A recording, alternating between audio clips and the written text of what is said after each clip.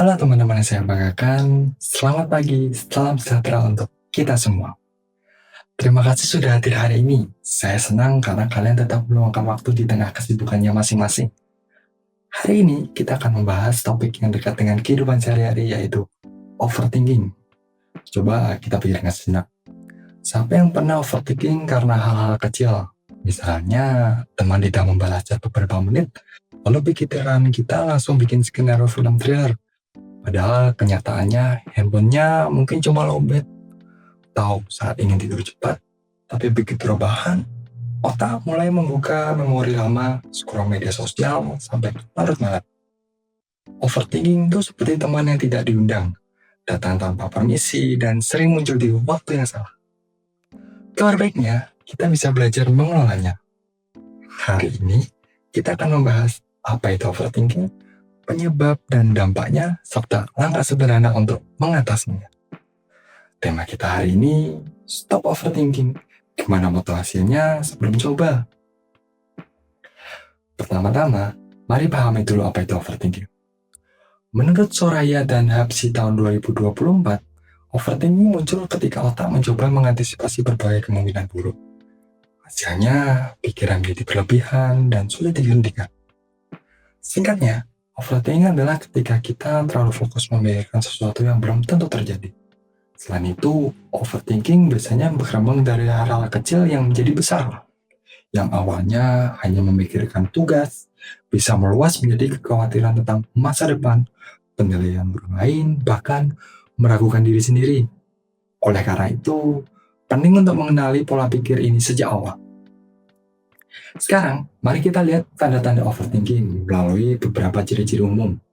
Seperti memikirkan hal kecil yang berulang-ulang, khawatir berlebihan terhadap hal-hal sepele, sulit tidur karena pikiran melayang ke masa depan atau entah kemana, menunda keputusan karena takut salah, membuat skenario buruk dari situasi netral.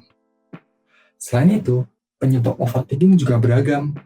Menurut penelitian Sari, Kiptiah, dan Yulfa tahun 2023 menunjukkan 81,2% remaja stres karena tugas menumpuk. Belum lagi tekanan sosial, harapan keluarga, dan masalah hubungan.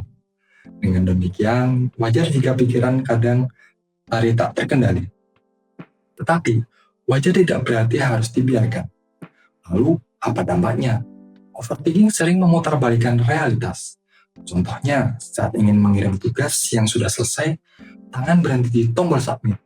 Pikiran mulai bekerja, apa dosen bilang jelek, atau kalau gagal mata kuliah, bagaimana? Padahal kenyataannya tugasnya bisa dikirim tanpa masalah.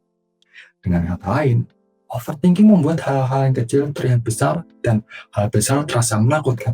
Dampak ini bisa menghambat produktivitas, mengganggu jam tidur, dan menurunkan percaya diri. Lalu, bagaimana cara mengatasinya? Menurut Ikatan Dokter Indonesia tahun 2024, ada 3 langkah sederhana. Langkah pertama, sadar dan hentikan pola pikir berlebihan. Ketika pikiran mulai ngegas, berhenti sejenak. Tanya pada diri sendiri, ini fakta atau cuma kekhawatiran? Kesadaran ini seperti tombol pause. Yang kedua, alihkan fokus ke aksi nyata. Overthinking muncul karena kita terlalu fokus pada masa depan. Solusinya, kembali ke saat ini, mulai dari hal kecil, kerjakan tugas 5 menit, balas pesan, rapikan kamar. Dengan begitu, pikiran jadi produktif. Dan yang terakhir, penerimaan dan melepaskan hal yang tidak bisa dikontrol. Kita perlu menerima bahwa tidak semua hal yang kita bisa kontrol.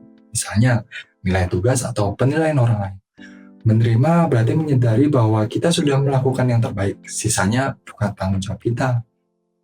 Saat overthinking berkurang, hidup terasa lebih ringan. Tidur lebih nyenyak, percaya diri meningkat, dan fokus pada proses lebih baik. Selain itu, muncul rasa lega karena pikiran tidak lagi mengejar kita. Ini menunjukkan bahwa mengendalikan overthinking membawa perubahan nyata. Teman-teman, sebelum saya akhiri, ingat, kita tidak akan pernah tahu hasilnya jika tidak pernah mencobanya. Membayangkan kegagalan yang belum tentu terjadi, yang justru membuat kita kehilangan kesempatan adalah rasa takut itu sendiri. Mulai hari ini, kenali kapan pikiran mulai berlebihan, alihkan fokus ke aksi nyata, dan lepaskan hal yang di luar kendali kita.